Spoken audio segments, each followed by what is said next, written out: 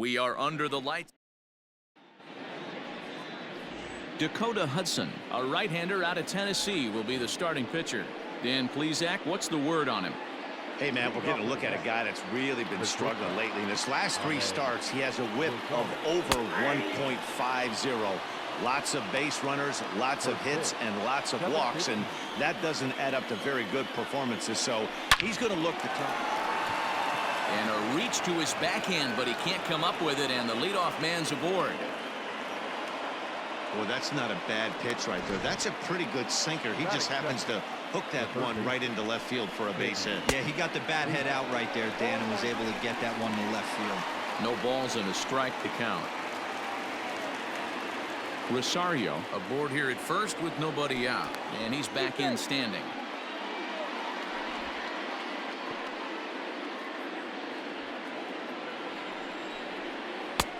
A swinging strike, and now it's 0-2. Hudson has become known as a guy that's tough to take deep. So many starting pitchers find themselves snake bitten by the gopher ball, but he really limits that. O'Neill is over toward the line a bit as he takes it for the first out. The second baseman, Jeff McNeil will be the next to take a turn. First chance for him here with a runner at first and 1 gone. From the stretch. Time for a look at our umpires in this one. Working the plate is Carl Dixon. Hey, D-Roll, one of the things you have to be aware of as a hitter from Carl Dixon, he'll call that high strike. Yeah, he will. So you better be on top of your game with 2 strikes, because if they elevate, good chance Carl Dixon's punching your ticket. the first baseman, Pete Alonso. Next for the Mets, Pete Alonso, runner in scoring position with 2 gone. First offering on its way. Fouled away.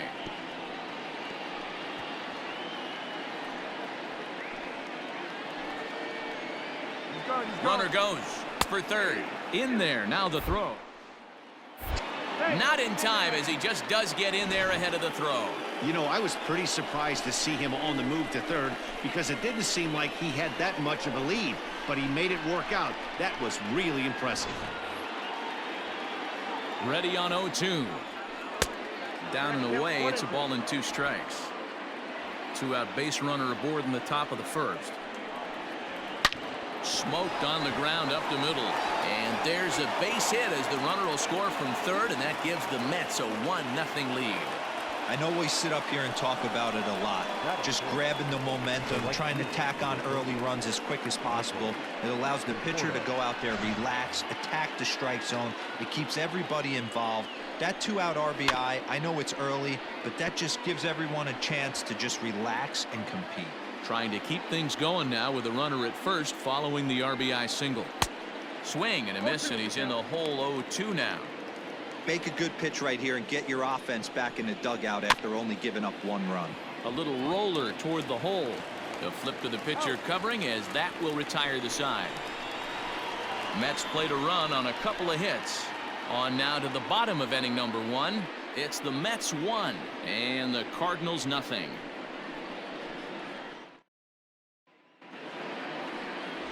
Marcus Stroman gets the ball for the Mets in this one. And any thoughts? Here's a guy that numbers can be a little bit deceiving. He has a whip in the 1.3 area and above range. It's a little higher than league average. He's been a little bit inconsistent.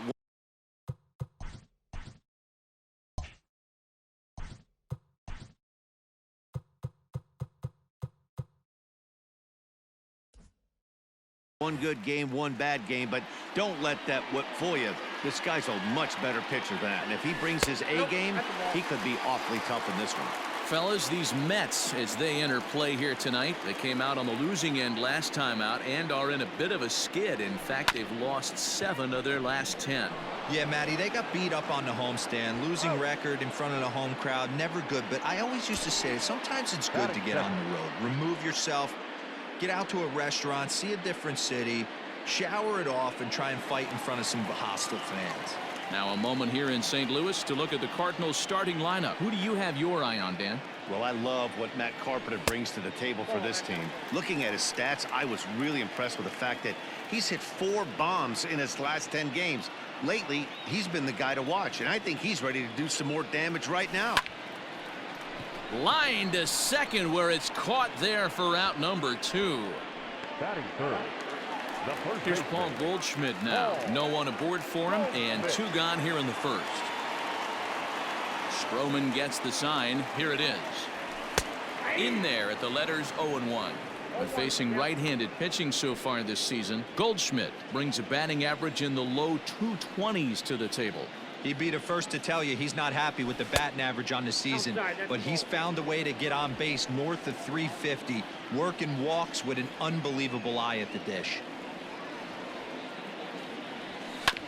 There's a foul ball off to the right side, and that'll move the count to 1-2. And the pitch.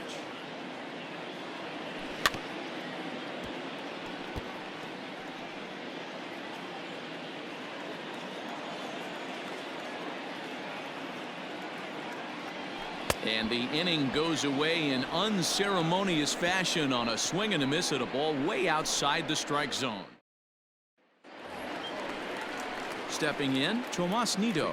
He'll get us started in the top of the second. Number 20, Tomas Nido. And oh, he can't get out of the way of that one, so the leadoff man will be on to open the frame. Batting seventh.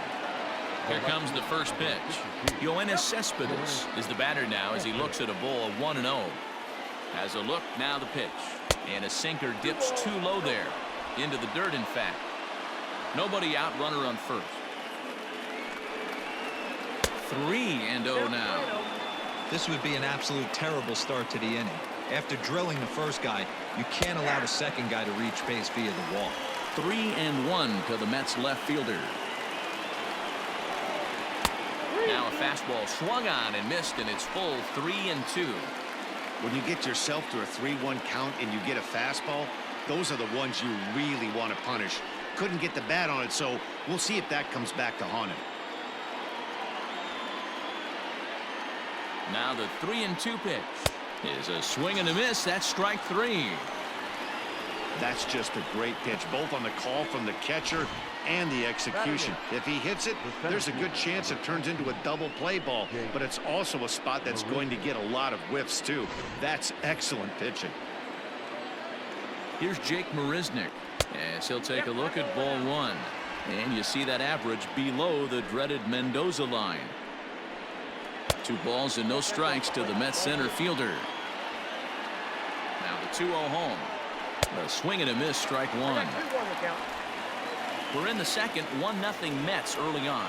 Counts even at 2-2 to Marisnick. 2-2. Good bite to that sinker as he gets him to swing through it for out number 2. That's just quality pitching right there for that strikeout. As we look at all 5 pitches, notice the location, all 5 down in the zone. Some guys are real good low ball hitters, but more often than not, keeping the ball down is going to lead to a lot of success on the mound. 0-1. Swing and a miss, 0-1.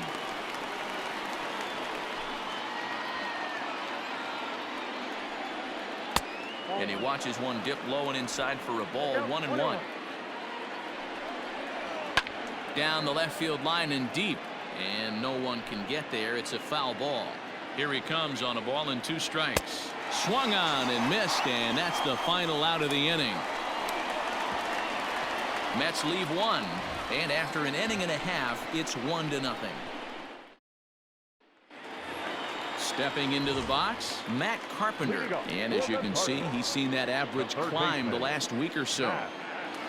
Carpenter. First offering on its way. That's a He'll ball. start him with a sinker here, but that sinks a bit too much that time. It's 1-0.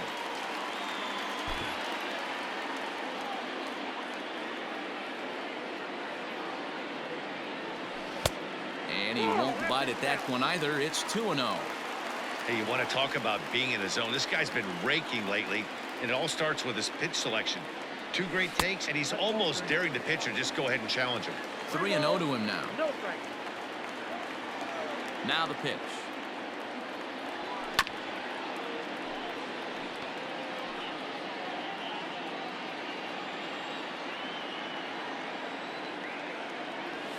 And he takes ball 4. Leadoff man's aboard here to begin the home half of the second. Here's Dexter Fowler now. First chance for him here with a man on following the leadoff walk.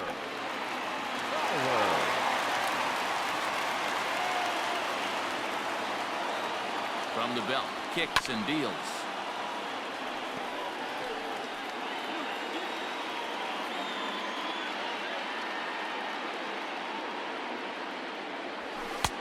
Oh, he had him fooled there. No balls and 2 strikes.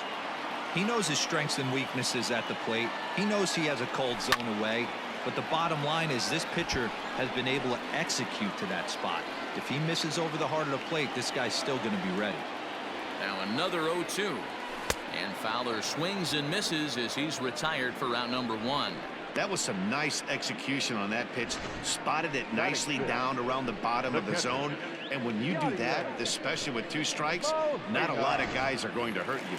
You're going to get a lot of ground balls and swings and misses down there.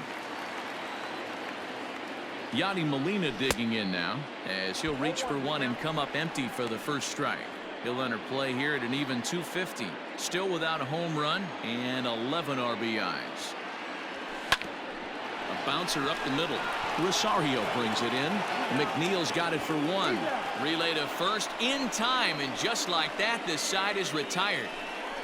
Some of our nation's young minds and next up from New York, Ahmed Rosario. He'll step in to lead it off in the top of the 3rd. High and tight here to begin the inning. It's ball 1.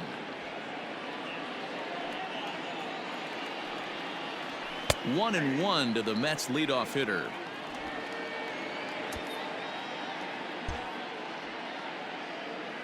And now pitch on the way. Ooh, jumped the gun a bit on that swing, and he's down 1 and 2. This lineup is flailing right now. They're having a hard time just making contact, let alone putting the ball in play. Liner towards second, but an atom ball right to him for the first out. And with that, we give you a look here at what's happening in the race in the National League Central.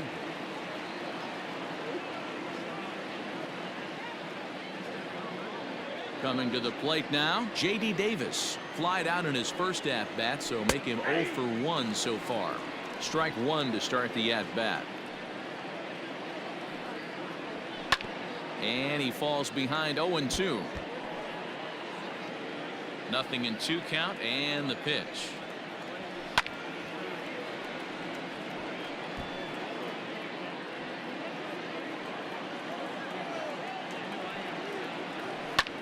Swung on and lifted in the air to left center. O'Neill waits on it.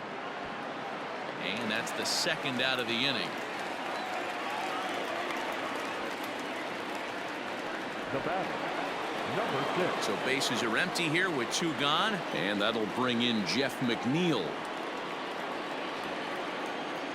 Ready with the first pitch. Here it comes.